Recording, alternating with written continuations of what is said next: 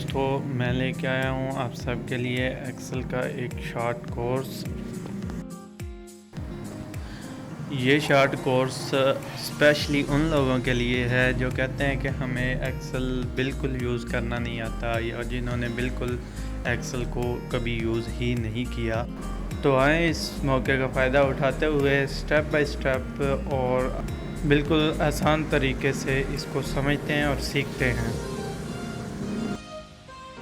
ये वीडियो एक basic knowledge के लिए बनाई गई है और इसमें हम सबसे पहले इंट्रोडक्शन टू एक्सेल करेंगे, फिर उसको ओपन किस तरह करते हैं, ये तरीका, एक्सेल यूज़र इंटरफेस क्या होता है, उसके बाद वर्कबुक और वर्कशीट क्या है, नेविगेशंस क्या हैं, बेसिक इनपुट किस तरह की जाती है, एडिट किस तरह किया जाता है, ऑटो फिल किस तरह किया जाता है उसमें, या फिर फंक्शन क्या है इसका, सम फंक्शन क्या है, ऑटो सम क्या है। ऐसी ये बेसिक कुछ चीज़ें हैं जो हम इस वीडियो के अंदर डिस्कस करेंगे और इसको प्रैक्टिकली परफॉर्म भी करेंगे। ये शॉर्ट कोर्स जो है ये एक सीक्वेंस के साथ तरतीब दिया गया है इस वीडियो में, तो कोशिश करेंगे इसको स्किप या रैंडमली जंप ना करते रहें आगे पीछे, एक सीक्वेंस के साथ देखें और सीखें। तो चलो शुरू करते हैं इस कोर्स को अपने फर्स्ट पॉइंट के साथ, इंट्रोडक्शन टू एक्सेल का इंट्रोडक्शन करते हैं, फिर उसको आगे लेके चलते हैं।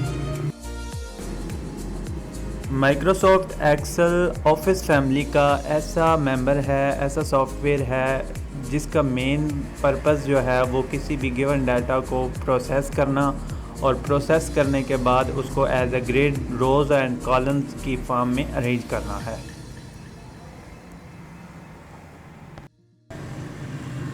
माइक्रोसॉफ्ट फैमिली के अंदर 3 मेंबर्स हैं, Word, Excel and power point.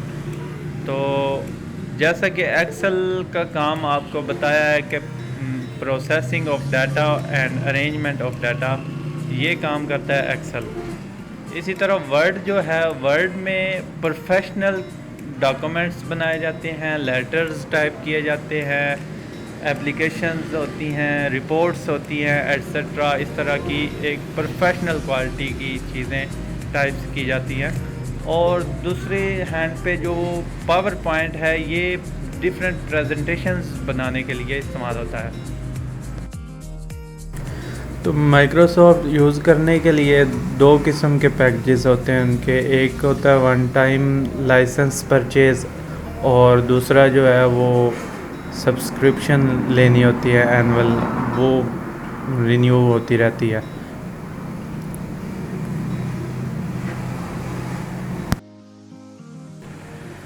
अभी जो मैं एक्सेल वेरिएंट यूज़ कर रहा हूँ वो डेस्कटॉप वेरिएंट है और ये विंडो 10 के ऑपरेटिंग सिस्टम में ऑपरेट हो रहा है, जिसकी एनुअली सब्सक्रिप्शन होती है। और ये इसकी अपडेट जो है 2024 में रिलीज़ हुई है, जो वो वाली अपडेट मैं यूज़ कर रहा हूँ। ऑल्दो कि हमारा जो लेक्चर है ये बहुत बेसिक है, लेकिन ये इस तरह का बनाया है कि ये हर किस्म के एक्सेल के वेरिएंट में हम इसको परफॉर्म कर सकते हैं। जो इसमें एक्शंस करेंगे, जो इसमें फार्मूलाज वगैरह जो भी है, ओपनिंग ऑफ एक्सेल के एक्सेल को हम अपने डेस्कटॉप में या लैपटॉप में कैसे ओपन करते हैं। तो उसके लिए सबसे पहले हमें माइक्रोसॉफ्ट ऑफिस में जाना है, वहाँ पे हमें एक्सेल से हम एक्सेल की एक ओपन करेंगे फ़ाइल। तो अब न्यू फाइल ओपन की है ब्लैंक, और यहाँ देखेंगे ये वो हमारे पास वर्कशीट आ गई है। यहाँ पे हम अपना जो भी आगे प्रोसेस वर्क करेंगे सारे का सारा इसी शीट के अंदर करेंगे।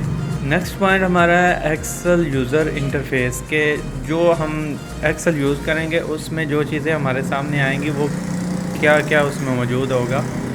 तो ये हमने एक्सेल शीट ओपन किया है, तो इसमें आप देख सकते हैं कि ये हमारा एक पूरा पेज हमारे सामने नज़र आ रहा है। तो सबसे ऊपर देखें फाइल, होम, शेयर वगैरह, ये जो ऊपर बार है ना, इसको कहते हैं मेन्यू बार।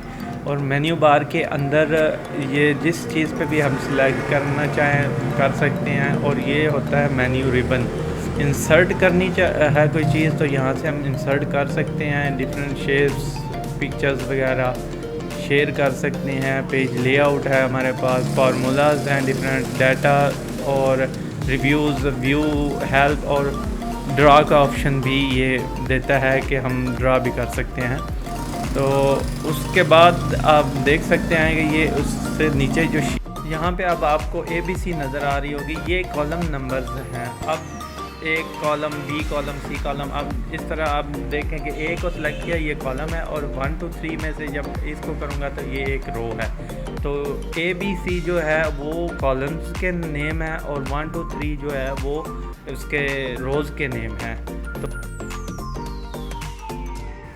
नेक्स्ट जो हमारा पॉइंट इसमें है वो है वर्कबुक और वर्कशीट, कि वर्कबुक क्या है और वर्कशीट क्या है। वर्कबुक जो होती है असल में एक्सेल की फ़ाइल्स या डॉक्यूमेंट्स वगैरह होते हैं, और हर वर्कबुक जो होती है वो कम से कम एक उसमें वर्कशीट होती है, और वर्कशीट जो होती है वो एक सिंगल वर्क एरिया है जो डिवाइडेड होता है कॉलम्स और रो में, और उसको शीट कहते हैं। वर्कबुक जो है उसके अंदर एक से ज़्यादा वर्कशीट भी हो सकती हैं। इसकी एग्जांपल आप यहाँ से देख सकते हैं कि यहाँ पे आपको ऊपर सबसे ब्लैंक वर्कबुक लिखा हुआ नज़र आ रहा है, तो इसको हम वर्कबुक कहते हैं। जब हम इसको ओपन करते हैं, इसके ऊपर क्लिक किया तो ये देखें आगे जो ये ओपन हुआ है ये हमारे पास आ गई है वर्कशीट। तो ये कॉलम्स और रो की फॉर्म के अंदर हमारे पास जो आ गई है ये शीट है, वर्कशीट। तो एक वर्कबुक के अंदर कम से कम एक शीट होती है, लेकिन हम इसके नंबर्स को बढ़ा सकते हैं, 2 कर सकते हैं, 3 कर सकते हैं, इसी तरह 4 कर सकते हैं, 5 कर सकते हैं। ये इसकी मिसाल ऐसे ही है जैसे बुक के पेजेस हैं कि एक बुक है उसके अंदर डिफरेंट पेजेस हो सकते हैं, 1 2 3 वगैरह। उसके बाद अगला पॉइंट है नेविगेशन। तो नेविगेशन का ताल्लुक जो है वो सारा वर्कशीट जो है उसको किस तरह हमने व्यू करना है, किस तरह उसको मैनेज करना है, किस तरह हम ऊपर जा सकते हैं, नीचे जा सकते हैं, left right, zoom in zoom out. तो ऊपर नीचे जाने के लिए हमारे पास यहाँ पे वर्टिकल स्क्रॉल बार होगा साइड पे, राइट साइड पे हमारे, और हॉरिजेंटल जाने के लिए हमारे पास ये नीचे हॉरिजेंटल स्क्रॉल बार है। ये हम इसको यूज़ करके मैन्युअली लेफ़्ट राइट या अप डाउन जा सकते हैं। उसके अलावा हमारे पास अप डाउन जाने के लिए ना सिंपल जो मैनुअल तरीका था वो बार था, लेकिन हम माउस से भी इसको स्क्रॉल करके कर सकते हैं, स्क्रॉल व्हील को। लेकिन ये तो वर्टिकल था, लेकिन हॉरिजेंटल के लिए शिफ्ट प्लस स्क्रॉल व्हील को हम मूव करेंगे तो ये हमारे पास लेफ़्ट टू राइट, राइट ऐसे मूव करना शुरू हो जाएगा। नेक्स्ट इसके अंदर जो चीज़ हमारे पास आती है वो करना है जूम का ऑप्शन।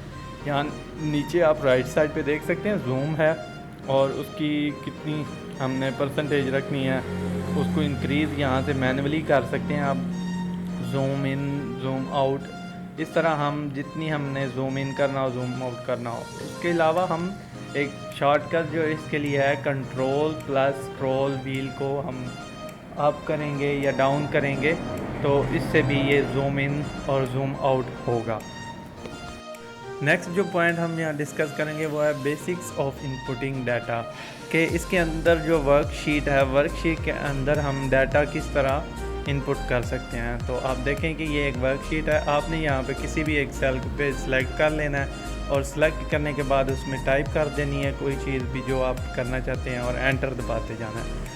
आप देखते जाएं कि आप एंटर दबाने के साथ अब यहाँ पे आप कुछ भी लिख सकते हैं जो आपका रिक्वायर चीज़ है। आपने डाटा लिखना है, नेम लिखने हैं, कैलकुलेशंस करनी है, जो भी करना है आपने सेल सेलेक्ट करना है, उसमें टाइप करना है, उसके बाद एंटर पुश कर देना है। बस ये बेसिक तरीका है डाटा एंट्री करने का।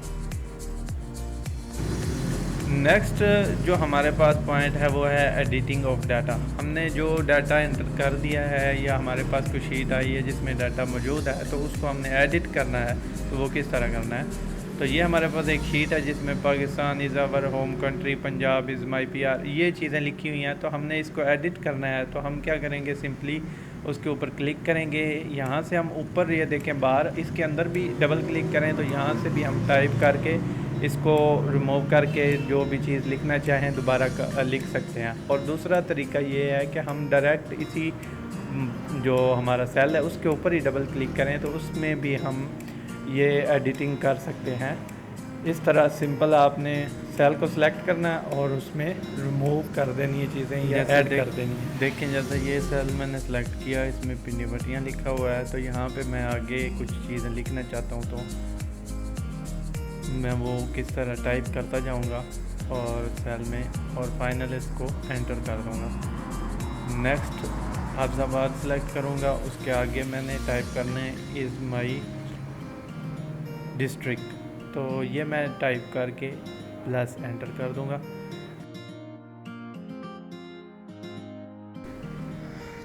नेक्स्ट हमारे पास जो पॉइंट है वो है ऑटो फिल।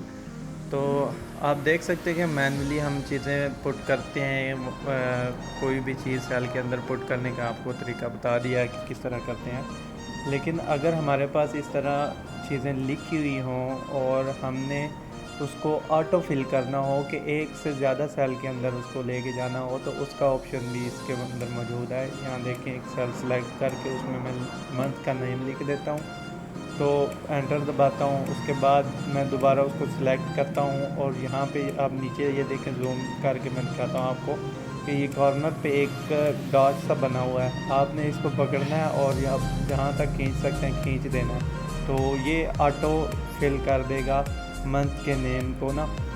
जनवरी है तो आगे उसके कंसेक्टिव फरवरी, मार्च, अप्रैल, मई, जून, यहाँ से हम इसको कर सकते हैं। इसके अलावा आप जिस मंथ को भी देखेंगे खींचेंगे ऑटो फिल करेंगे तो वो उससे नेक्स्ट जो भी आएंगे उसको वो आपके जो सेल है उसके अंदर फिल करता जाएगा। आपने यहाँ पे मई को खींचा तो ये देखो मई, अप्रैल, मार्च, ये और बैक साइड पे भी जा सकता है। उसके अलावा आपने अगर 1 2 लिखना है 1 लिखें, नेक्स्ट में 2 लिखें, फिर शिफ्ट को प्रेस करना है और 1 2 सेलेक्ट करके अब वही डॉट को खींच के आप नीचे लेके आएंगे तो ये आगे काउंटिंग इसी तरह जारी रहेगी। इसके अलावा आप अगर यहाँ पे आप एक और चीज़ भी कर सकते हैं कि इवन में आपने अगर नंबर लाइंस बनानी है तो ये देखें कि 2 4 को सिलेक्ट करके उसको खींचेंगे नीचे तो 2 4 8 ऐसे इसका टेबल भी बन जाएगा, या काउंटिंग आप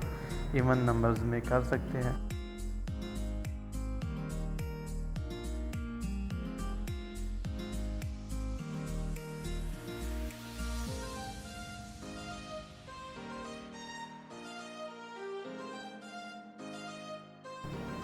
तो इस तरह आप देख सकते हैं कि ऑटो फिल का ऑप्शन हम यूज़ कर सकते हैं कि ऑटो फिल इस तरह होता है। नेक्स्ट जो हमारे पास पॉइंट है वो है बेसिक फार्मूला, कि एक्सेल के अंदर हमने कोई चीज़ काउंट करनी है, कैलकुलेशन करनी है, तो उसके लिए कोई फार्मूला हमें चाहिए होता है। तो फार्मूला हमारे पास क्या है? फार्मूला जो होता है वो एक एक्सप्रेशन होती है जो हम सेल के अंदर पुट करते हैं और वो सेल जो है उसके बदले में हमें उसके अंदर एक डायनामिक वैल्यू हमें शो करता है।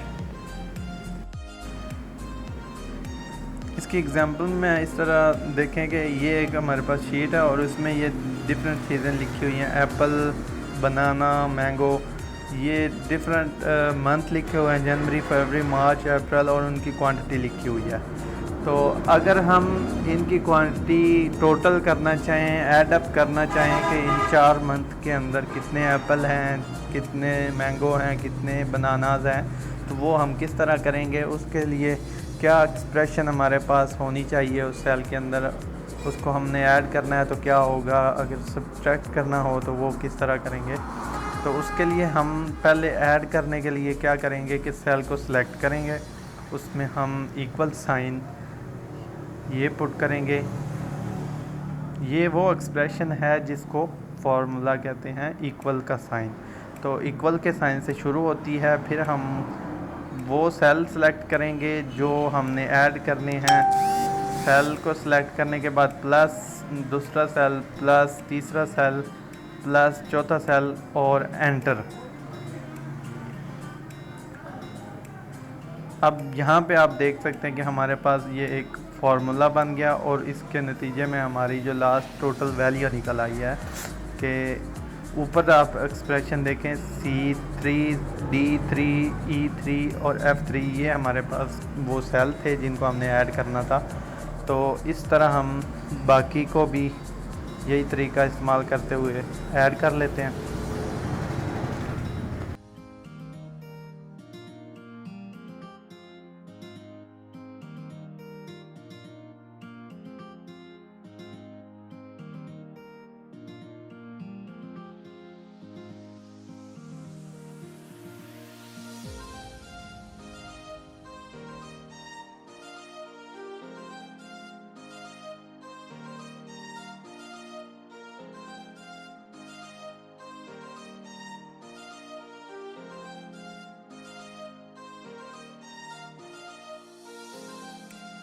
अब यहाँ पे हम इनका टोटल करेंगे सब्ट्रैक्ट करके कि एप्पल बनाना, और इसको अगर सब्ट्रैक्ट करें तो वो किस तरह कर सकते हैं।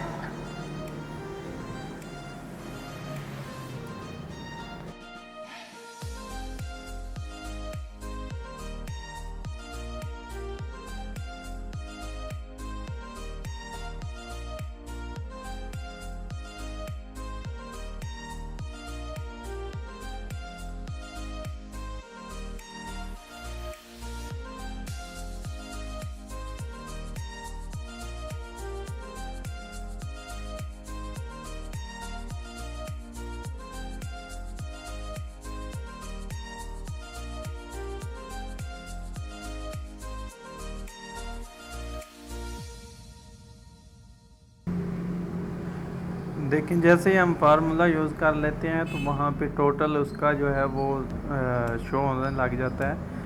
उसके अलावा अब ये फार्मूला इस तरह अलग अलग सिलेक्ट करने के साथ नेक्स्ट हम यहाँ पे ऑटो फिल का ऑप्शन भी यहाँ भी यूज़ कर सकते हैं कि एक दफ़ा टोटल करो और फिर आगे ऑटो फिल वाला तरीका लगा के बाकी जो रहते हों उनको भी टोटल कर लो।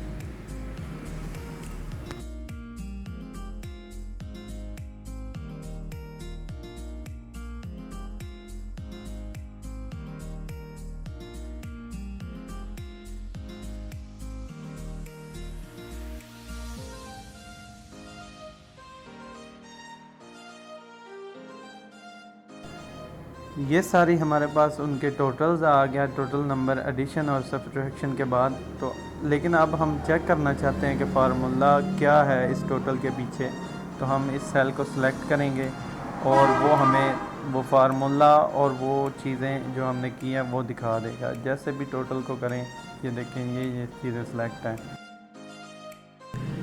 नेक्स्ट जो हमारा पॉइंट है वो बहुत इम्पॉर्टेंट है इसमें, वो है इंट्रोडक्शन टू फंक्शन के फंक्शन क्या होता है।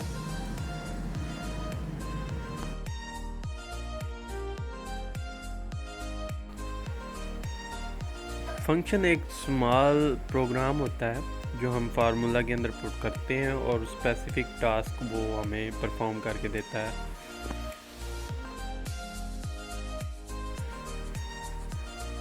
तो फंक्शन जो होता है वो फार्मूला के अंदर लिखा जाता है, लेकिन ये ज़रूरी नहीं है कि फार्मूला जो है वो फंक्शन के साथ ही बनता है।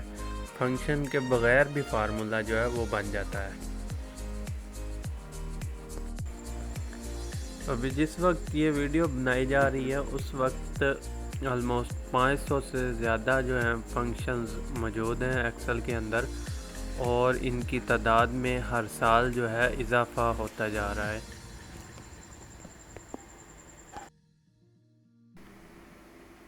यहाँ पे आपको एक जर्नल सिंटैक्स जो है फंक्शन का, कि फ़ंक्शन किस तरह लिखा जाता है वो दिखाया गया है। कि ये जो इक्वल साइन के बाद एवरेज और ये ब्रैकेट्स है ना, ये फंक्शन को लिखने का तरीका है, और ब्रैकेट के अंदर हम इनपुट लगाते हैं जो भी हमने लगानी होती है।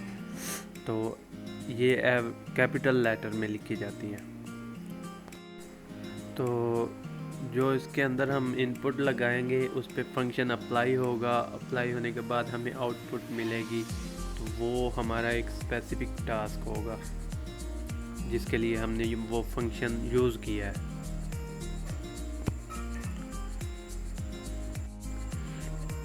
जो इनपुट होती है उसको हम आर्गुमेंट कहते हैं और वो ब्रैकेट्स के अंदर लिखी जाती है। लेकिन बाज़ औक़ात ऐसा होता है कि कुछ फंक्शंस ऐसे होते हैं जिनको आर्गुमेंट की ज़रूरत नहीं होती, लेकिन उसके लिए भी ब्रैकेट जो है वो इम्पॉर्टेंट है, ब्रैकेट ज़रूर लगानी है।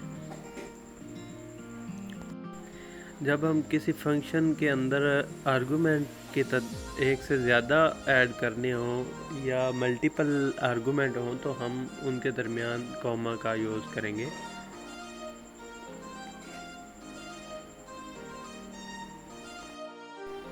फंक्शन को समझने के लिए अब एक एग्जांपल लेते हैं और वो फंक्शन हम यूज़ करेंगे सम फंक्शन के ऐड करना है कैसे। अब देखेंगे सम फंक्शन का जो सिंटैक्स है वो किस तरह लिखा हुआ है कि कैपिटल लेटर में सम लिख के ब्रैकेट लगाई हुई हैं और 1 2 3 ये अंदर इसके आर्गुमेंट्स होंगे कि कितने आर्गुमेंट हमने रखने हैं, कितनी हमने चीज़ें इसके अंदर ऐड करनी है। यहाँ पे हम देखेंगे कि सम करने के लिए हम सिंपल तरीका लगा सकते हैं कि सम किस तरह करते हैं। सेल को सिलेक्ट करते हैं, प्लस साइन डालते हैं, नंबर आगे सेलेक्ट करते हैं सेल, फिर ऐड करते हैं नेक्स्ट सेल, फिर इस तरह हम एक एडिशन का प्रोसेस कर सकते हैं। लेकिन हमने यही चीज़ अब एक फंक्शन के थ्रू करनी है कि हमने उसको प्रॉपर एक फार्मूला देना है, फार्मूले के अंदर हमने फंक्शन यूज़ करना है। तो ये सिंपल तरीका तो हम कर सकते हैं, लेकिन हम अगर फार्मूला दें और डायरेक्ट वैल्यूज़ हमारे पास सारी आ जाएं तो उसके लिए हमें इक्वल साइन लगाना है, SUM लगा देना है क्योंकि हमने सम फंक्शन यूज़ करना है। तो यहाँ पे कैपिटल SUM लगाएंगे और उसके बाद हमारे पास आगे हमने ब्रैकेट्स यूज़ करनी है और आगे हम ये जो टोटल सेल्स हैं जिनको हमने ऐड करना है इनको सेलेक्ट कर देना है बस। इस तरह हमारे पास ये टोटल आ जाएगा। हमने अगर चेक करना हो कि फार्मूला क्या है और उसका बैकग्राउंड क्या है तो हम इसको सेलेक्ट करेंगे और देखें कि ये पूरा सेल इतने सेलेक्ट हुए हैं और इनका सम हुआ है।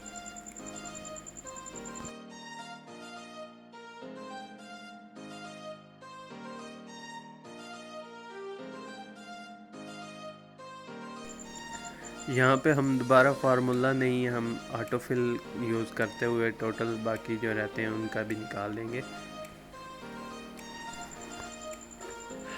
ये हम चेक करते जाएंगे एक एक का फार्मूला कि ये टोटल के अंदर फार्मूला क्या लगा हुआ है, तो वो सारे सम के फार्मूले डिफरेंट होंगे। अब नेक्स्ट जो और लास्ट हमारा पॉइंट जो है ऑटो सम का है कि हमने सिंपल फार्मूले बनाया, प्लस साइन डालते हुए ऐड किए, फिर सम का फंक्शन लगा के हमने एडिशन कर ली। अब हमने इसको ऑटो सम करना है कि ऑटो सम किस तरह करते हैं। पहले यहाँ पे हम फंक्शन को यूज़ करते हैं सम वाले को और वो सम लिख के ब्रैकेट लगा के हम वही उसी तरह सेल्स को सिलेक्ट करेंगे जो हमने करने हैं, उनका टोटल हम निकाल लेंगे। अब नेक्स्ट जो हमारे पास है वो हमने क्या करना है कि उसको ऑटो सम किस तरह करना है कि हमें ये फार्मूला भी ना लिखना पड़े और हम जो है नीचे वाले टोटल भी कर लें बाकी जो है। यहाँ पे हमने सेल को सिलेक्ट करना है और ऊपर बार के अंदर देखें ये ऑटो सम का ऑप्शन मौजूद है, उसको प्रेस कर देना है। वो अपने आप ऑटो फार्मूला जनरेट कर देगा और फंक्शन लगा के वो ऐड कर देगा। तो इसी तरह हम ऑटो सम कर सकते हैं और ये बिल्कुल आसान तरीका है सम करने का।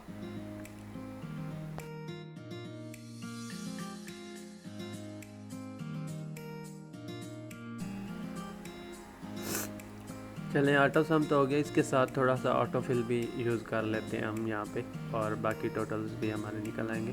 तो इस तरह हम ये जो चीज़ें हैं अपनी कवर कर सकते हैं एक्सेल के अंदर। उम्मीद करता हूँ कि ये जो चीज़ें आपको बताई हैं इसमें से आपको काफ़ी नॉलेज मिला होगा और आप इसको कंटिन्यू करेंगे।